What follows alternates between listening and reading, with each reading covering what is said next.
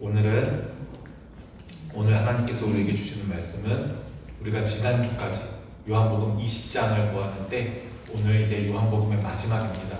요한복음 21장 1절부터 23절까지 말씀입니다.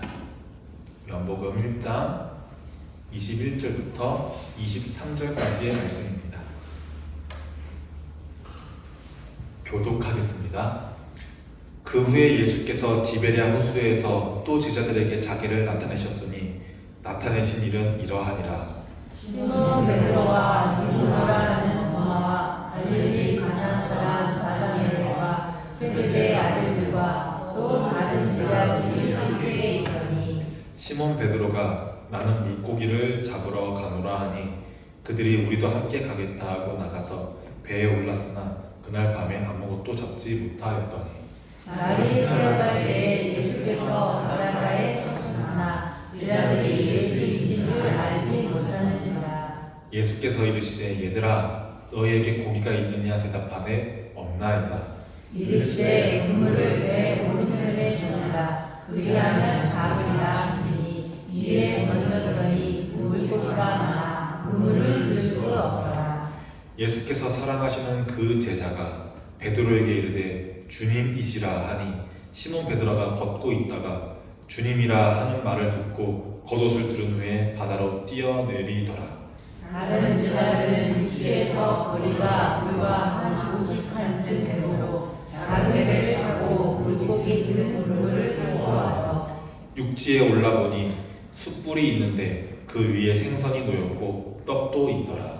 예수께서 이르시되 지금 잡은 생선을 좀 가져와 하시니 시몬 베드로가 올라가서 그물을 육지에 끌어올리니 가득히 찬 큰 물고기가 153마리라. 이같이 많으나 그물이 찢어지지 아니하였더라. 예수께서 이르시되 와서 조반을 먹으라 하시니 제자들이 주님이신 줄 아는 거로 당신이 누구냐 감히 묻는 자가 없더라. 예수께서 가셔서 떡을 가져다가 그들에게 주시고 생선도 그와 같이 하시니라. 이것은 예수께서 죽은 자 가운데서 살아나신 후에 세 번째로 제자들에게 나타나신 것이라. 그들이 조밥 먹은 후에 예수께서 시몬 베드로에게 이르시되 요한의 아들 시몬아 내가 이 사람들보다 나를 사랑하느냐 하시니 이르되 주님 그러하나이다. 내가 주님을 사랑하신 줄 주님께서 아시나이다. 이르시되 내 어린 양을 먹이라 하시고 또 두 번째 이르시되 요한의 아들 시몬아 네가 나를 사랑하느냐 하시니 이르되 주님 그러하나이다. 내가 주님을 사랑하는 줄 주님께서 아시나이다. 이르시되 내 양을 먹이라 하시고 세 번째 이르시되 요한의 아들 시몬아 내가 나를 사랑하느냐 하시니 주께서 세 번째 내가 나를 사랑하느냐 하심으로 베드로가 근심하여 이르되 주님 모든 것을 아시오매 내가 주님을 사랑하는 줄 주님께서 아시나이다. 예수께서 이르시되 내 양을 먹이라.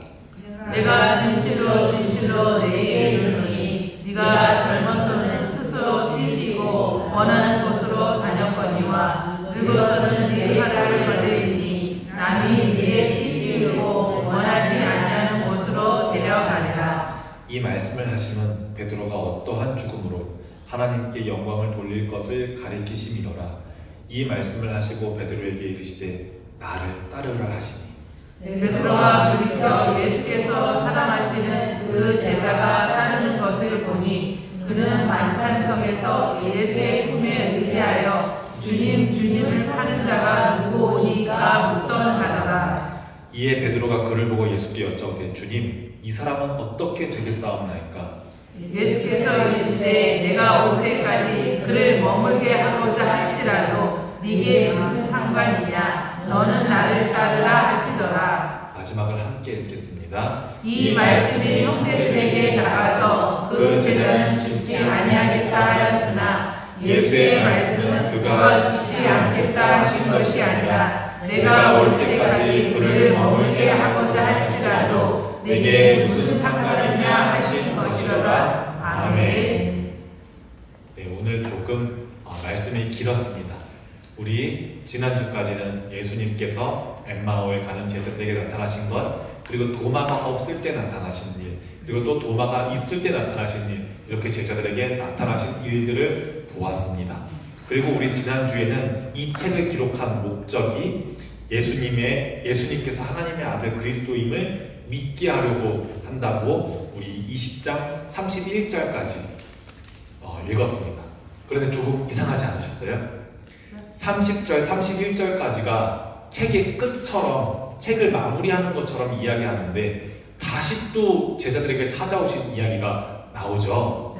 그쵸? 그래서 이거는 거의 확실합니다. 이건 거의 확실한 게 21장은 완전 나중에 쓰여져서 덧붙여진 말씀이라는 걸 알 수 있습니다.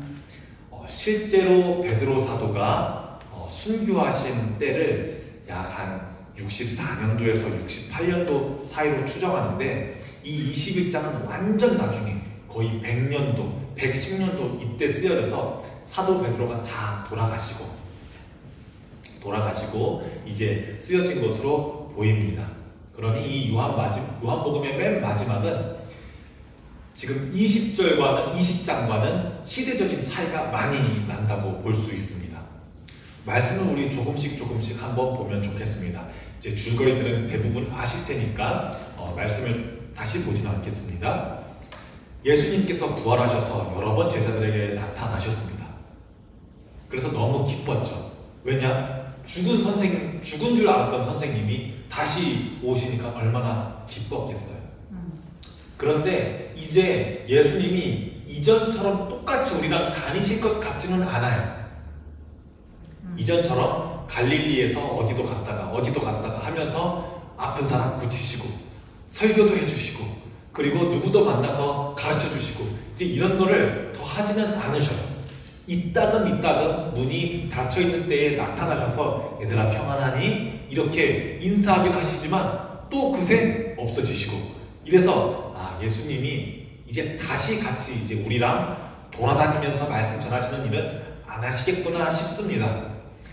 그래서 나는 원래 내가 살던 대로 돌아가게 됩니다. 지금 베드로가 우리는 이미 기독교인으로 있기 때문에 베드로가 예수님을 다시 만나도 자기 삶을 변화하지 못하고 다시 그물을 잡는구나. 제자 아직 사도가 덜 됐구만 이렇게 생각하는데 베드로를 손가락질 할 수 없습니다. 원래 베드로는 뭐 하는 사람입니까? 원래 어부입니다. 베드로라는 사람의 원래 자기 모습은 금을 던지는 일입니다. 원래 내 모습. 우리가 원래 내 모습을 가지고 있잖아요. 다른 사람들과 구별되는 원래 나. 이 사람으로서가 아니라 저 사람으로서가 아니라 나 김시훈으로서의 나의 모습을 우리는 가지고 있단 말입니다. 그래서 특히 베드로가 나는 물고기를 잡으러 가노라 하는 말은 이제 나는 원래 살던 대로 베드로로 돌아가려고 하면서 이제 물고기를 잡습니다. 저의 삶이 그렇듯 여러분들의 삶이 그렇듯 모든 게 순풍을 만난 배처럼 이렇게 잘 풀리고 저렇게 잘 풀리고 하지는 않습니다. 베드로가 여전히 물고기를 못 잡고 있는 가운데 바닷가에 있던 어떤 사람이 저리로 그물을 한번 던져보라고 말합니다. 이때부터 점점 원래 예수님 처음 만났던 때의 모습이 막 그려집니다. 그쵸? 베드로가 그물을 다시 던졌는데 이제 거기서는 153마리나 되는 물고기를 많이 잡게 됩니다. 그러더니 여러분 이 표현이 되게 재밌지 않나요? 7절에 예수께서 사랑하시는 그 제자가 베드로에게 이르되 예수님인 것 같은데? 이렇게 말을 해줍니다. 예수님께서 사랑하시는 제자, 이 제자가 바로 누구냐면 요한입니다. 요한복음이니까 자기를 보고 예수님께서 사랑하시는 제자라고 이렇게 썼어요. 요한은 굉장히 지적이었던 사람이기 때문에 먼저 예수님을 알아봅니다. 그런데 베드로는 막 지적인 사람은 아니었죠. 말보다 주먹이 먼저 나가는 사람이었고 생각보다 몸이 먼저 나가는 사람이었습니다. 베드로는 그 말을 듣자마자 겉옷을 두른 채 배에서 점프해서 바다로 뛰어들어가 바닷가로 있는 예수님에게 나아갑니다. 둘 다 예수님을 사랑하지만 모습은 조금 달라요. 한 명은 인식하는 사랑을 가지고 있고 한 명은 뛰어드는 사랑을 가지고 있습니다. 이렇게 해서 많은 물고기를 잡은 채 예수님을 만나게 됐죠. 남은 제자들도, 배에 있던 다른 제자들도 이제 배를 가까이 몰고 가서 예수님을 만나봅니다. 예수님께 애매하지 않고 확실합니다. 그래서 12절에 제자들이 주님이신 줄 아는 거로 당신이 누구십니까? 라고 물어보는 사람이 한 명도 없었습니다. 이분은 우리와 함께 있던 그 선생님이 확실합니다. 예수님을 만나게 되는데 계속해서 그 함께 있었던 그 좋았던 3년, 그게 자꾸 생각날 만한 걸 보여주세요. 물고기와 떡을 주시면서 그 수많은 인파들을 먹였던 그때가 떠오르게 막 만드세요. 생선과 떡을 가지고 조반을 주시면서 이제 베드로와 대화하십니다. 이 대화가 이제 베드로를 정말 씻을 수 없는 죄책감에 쌓여 있었던 베드로를 정말로 치유하십니다. 그런데 여러분, 치유는 상처를 입게 해서 치유하는 게 아니라 상처를 후벼 파더라도 연고가 아픈 것처럼 상처를 후벼 파더라도 그것으로 다시 돌아가야 치유가 되는 것 같습니다. 예수님께서 그렇게 행동하십니다. 이 숯불 앞에서 예수님께서 물어보시는데 이 숯불이 어디냐면 베드로가 대제사장의 뜰 안에서 따뜻하게 불 쬐는 곳에서 예수님을 부인하거든요. 그 부인했던 그 자리가 연상나게 하신 다음에 이제 예수님께서 질문하십니다. 뭐라고 질문하십니까? 네가 나를 사랑하느냐? 그런데 한 번만 물으셨으면 그때 그 생각이 안 났을 것 같거든요. 그쵸? 맞아요, 예수님. 저 예수님 정말 사랑해요. 이렇게 대화했으면 그때 그 일이 안 생각날 것 같은데 예수님께서는 한 번 더 물으시고 또 한 번 더 물으세요. 그러니까 이제 베드로는 예수님 이거 알고 계시는구나. 왜냐면 예수님 없었을 때 배반했던 거거든요. 예수님은 이미 끌려가 있고 나는 대제사장의 뜰 안에서 그 예수님이라는 물리적 거리가 충분히 있는 상태에서 모른다고, 나는 절대로 저와 상관없는 자라고 했었었는데 예수님 아시는구나를 대면해 버린 거죠. 근데 예수님이 정말 나 사랑하지? 이렇게 대답을 안 하시고 조금씩은 다르게 대답하시는데 내 어린 양을 먹이는 일을 하거라. 나의 양들을 치는 일을 하거라. 그리고 마지막으로 내 양을 먹이라 말씀하십니다. 이 모습을 통해서 이제 베드로가 원래 베드로 있죠. 그물을 잡는 베드로. 여러분들에게도 여러분 나름대로의 그물을 가지고 계실 겁니다. 나를 나대게 하는 그 무언가. 그거를 계속 가지고 있을 텐데 예수님께서는 이제 새로운 일을 주십니다. 나의 양을 먹이렴, 나의 양을 치렴 말씀하십니다. 그리고 나서 이 본문이 거의 100년도, 이미 베드로가 죽은 이후에 쓰였다고 하시니까 베드로가 받게 될 고난에 대해서도 미리 말씀해 주세요. 베드로는 결국 타인의 손에 이끌려 죽게 될 것을 말씀하십니다. 이것은 이제 베드로 전승인데 이 전승에 따르면 베드로가 실제로는 베드로 사도가 십자가가 원래는 윗부분이 짧고 아랫부분이 길잖아요. 왜냐하면 윗부분은 머리가 있어야 할 부분이고 아랫부분은 이제 발을 포개어서 못 박히게 하는 그런 부분인데, 이제 베드로가 거꾸로 십자가에 못 박혀서 순교할 것이라는 것을 이제 암시하십니다. 18절에 내가 진실로 내게 이르노니 너가 젊어서는 너의 혈기로 스스로 띠를 띠고 너가 누군지를 너가 스스로 나타내고 다녔지만 이제 늙어서는 너가 팔을 벌리리니, 팔을 벌려서 십자가에 못 박히는 것처럼요, 팔을 벌리리니 남이 너에게 띠를 띄우고 원하지 아니하는 곳으로 데려가리라. 이 말씀을 하시면 베드로가 어떠한 죽음으로 하나님께 영광 돌릴 것을 가리키심이더라. 이 말씀을 하시고 베드로에게 이르되 누구를 따르라? 나를 따르라고 말씀하십니다. 내가 했던 그 길을 따라오라고 말씀하십니다.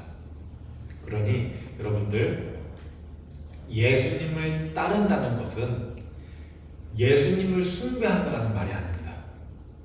예수님이 걸어갔던 길을 따라가는 거예요. 우리 어렸을 때 보면요, 수학 선생님이 너무 좋아요, 영어 선생님이 너무 좋아요 하면은 막 그 선생님이랑 친해지려고 하고 잘 보이려고 하는 그런 친구들이 학창 시절에 몇몇 있었을 거예요. 그런데 정말 그 선생님을 따르는 건 그 선생님한테 막 예쁘게 보이려고 하는 게 아니라 그 선생님이 가르치는 것을 충실하게 공부하는 것이 그 선생님을 따르는 것이거든요. 그런데 잘못 따르는 친구들은 어떻게 해요? 그 선생님 핸드폰 번호 물어보고, 그 선생님 남자친구 있어요? 여자친구 있어요? 물어보고 이렇게 한단 말이에요. 예수님을 그렇게 따르는 게 아니라는 거예요. 예수님을 따른다는 것은 예수님 최고, 예수님만 사랑합니다 막 십자가로 주렁주렁 치장하는 것이 아니라 예수님이 걸어갔던 그 길을 따라가는 걸 말하고 있습니다. 그리고 이렇게 말씀하세요. 지금 한번 상상해보세요.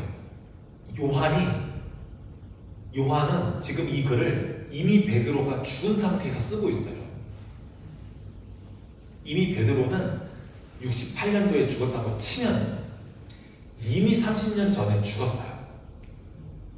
이미 로마 군에 의해서 예수님을 전하다가 사도의 일을 하다가 너무 빨리 죽었죠.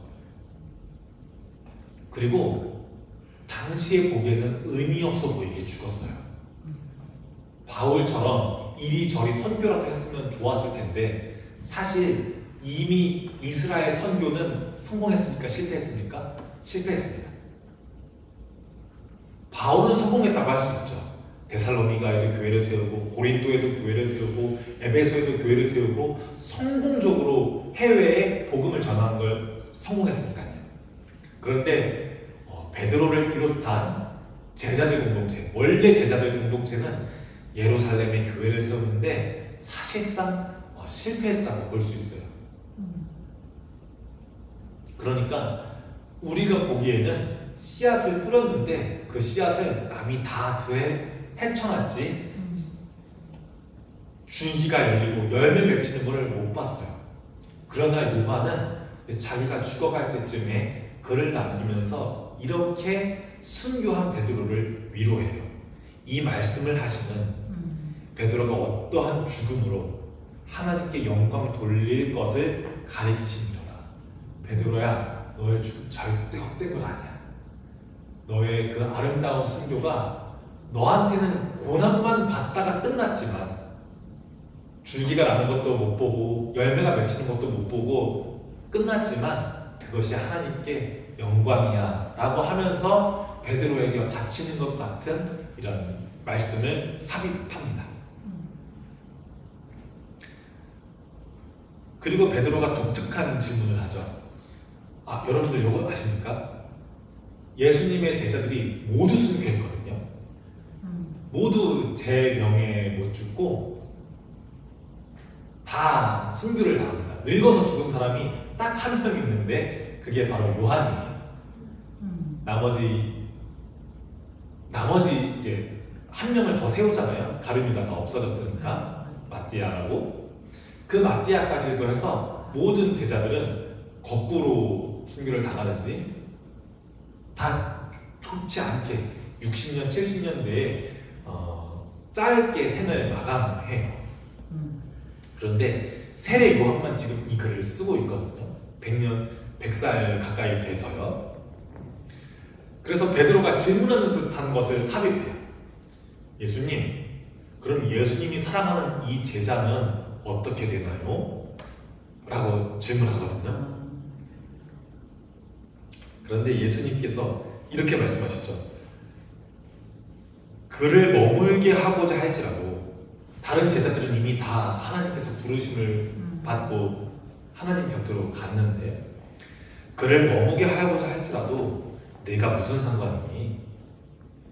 예수님을 믿는 자 중에서 누군가는 길을 따르고자 하는 자 중에서 누군가는 형통함을 받고 누군가는 장수하고 누군가는 행복하게 사는데 왜 저희는 순교해요? 왜 우리는 고통받아요? 이렇게 질문하는 베드로에게 제자도를 가지고 비교하지 마. 그를 머무게 하고자 할지라도 너는 무슨 상관이니? 너는 그냥 나를 따르라. 이렇게 말씀하십니다. 그러니 예수님을 믿는데 왜 누구는 잘 되지? 예수님을 믿는데 나는 왜 이렇게 고난의 상황이 길고 또 깊지? 비교하실 필요 없습니다. 예수님께서 비교하지 말라고 지금 베드로에게 말씀하십니다. 그러면서 이제 이 요한이 전하고자 하는 요한복음이 마쳐집니다. 그리고 이제 24절, 25절은 여러분들 성경도 그렇게 되어 있는지 모르겠습니다. 앞에 동그라미가 쳐져 있지 않나요? 그쵸? 동그라미. 그쵸? 이것도 이제 후천된 글인데 사도 요한이 스스로 성경의 한계를 인정하고 있습니다. 이건 내가 기록해서 쓴 글인데 내가 사실 모든 걸 다 알지도 못하고 내가 모든 걸 다 쓸 수도 없습니다. 그러나 하나님께서 하신 일들이 너무나도 많기 때문에 나라는 사람의 한계 그리고 글이라는 한계 안에서 이 책을 썼습니다 라고 말합니다. 제가 읽어보겠습니다. 이 일들을 증언하고 이 일들을 기록하는 제자가 이 사람이라 우리는 그의 증언이 참된 줄 아노라. 예수께서 하신 일이 이 외에도 많으니 만일 낱낱이 기록된다면 이 세상이라도 이 기록된 책을 주기에 부족할 줄 아노라 하면서 세례 요한은 이 예수님을 전하고자 하는 자신의 복음서 쓰기를 마칩니다. 그러니 내가 썼으니 완벽하지는 않습니다 라고 말하면서 이제 쓰기를 마칩니다. 그래서 우리는 성경을 숭배하지는 않습니다. 요거를 잘 기억하셔야 합니다. 다른 종교들은 모든 종교가 그런 것은 아니지만 경전을 숭상합니다. 그러나 우리는 그렇지 않습니다. 성경은 하나님께서 우리에게 주신 귀한 선물이지 이것이 하나님을 아니라는 것은 우리는 잘 알고 있어야 합니다. 아멘. 그래서 여러분 성경을 하나님께서 주신 선물로 믿는 것이지 이것이 진리 그 자체는 아닙니다. 이것이 하나님 그 자체는 아니라는 말입니다.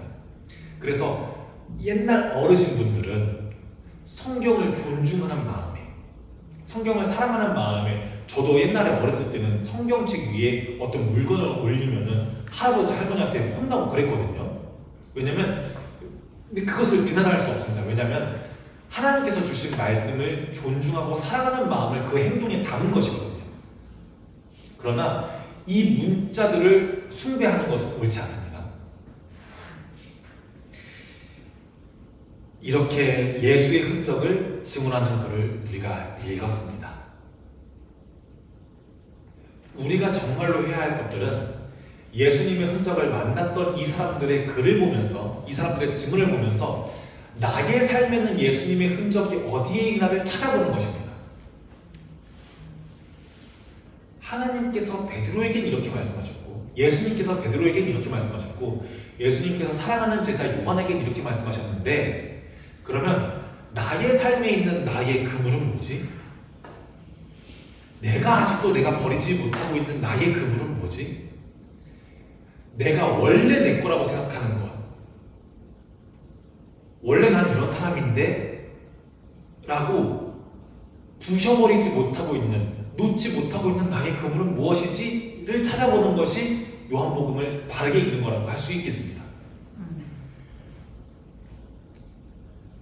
그리고 축복받는 자와 축복받지 못하는 자들을 비교할 필요도 없다는 것도 우리는 이 증언의 흔적을 통해서 알 수 있겠습니다. 아쉽게도 당시의 제자들은 너무나도 힘겹게 예수님을 전하다가 이제 순교하게 되는데, 너무나 감사하게도 우리의 신앙의 선배들이 이러한 어려움들을 다 겪으시고 종교의 자유 속에서, 신앙의 자유 속에서 오히려 목사님들, 전도사님들은 교회 나오세요, 예배 시간 꼭 지키세요, 이렇게 격려하는 시대 속에서 우리가 신앙생활하고 있지, 우리가 교회 못 오게 하는 수많은 어려움을 뚫고 교회에 오지는 않는단 말이에요. 이런 상황을 통해서 우리는 또 우리의 신앙을 점검할 수 있게 된 거예요. 무엇을 통해서? 하나님께서 우리에게 주신 말씀을 통해서요. 이렇게 여러분들이 이제 요한복음을 마무리하면서 부활하신 예수님께서 제자들을 찾아오신 장면을 보는 것을 마무리하게 됩니다. 이제 다음 주와 다다음 주부터는 그래서 예수님께서 이제 우리를 떠나시고, 우리는 지금 예수님께서 우리 곁을 떠난 이후를 살아가고 있는 사람들인데, 그럼 떠나가신 이후의 사람들은 어떻게 살아가는가에 대해서 우리가 신앙적으로 고찰하고 생각하고 은혜를 나눠보는 시간을 가지려고 합니다. 여러분들 비교하지 마시고, 남의 그물, 내 그물 비교하지 마시고 정말로 자신에게 물어보십시오. 내가 버리지 못한 나의 그물은 무엇인지, 그리고 내가 예수님을 따른다는 것은 무엇인지. 교회 열심히 나오는 게 예수님을 따르는 건가? 아니면 내 삶 속에서 끊임없이 주님의 음성을 듣고자 하는 것이 예수님을 따르고자 하는 것인가? 그것은 제가 대신해 줄 수 없습니다. 부모님도 대신해 줄 수 없습니다. 나밖에 못하는 겁니다.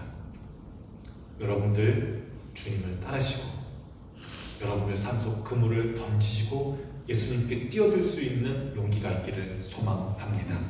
기도하겠습니다. 사랑의 주님, 헛된 밤의 노동 속에서도 말씀으로 새 아침을 열어주셨듯 우리의 삶 가운데서도 다시 길을 열어주심에 감사합니다.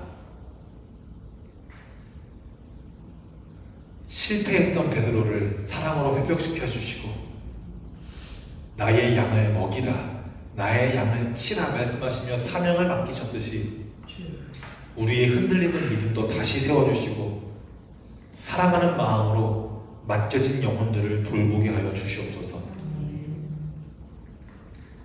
다른 이와 비교하지 않고 각자의 길에서 주님을 따르는 믿음의 사람 되게 하시고, 우리의 삶 속에 있는 작은 증문들 속에서도 부활하신 주님의 살아계심이 드러나게 하옵소서. 예수 그리스도의 이름으로 기도합니다. 아멘.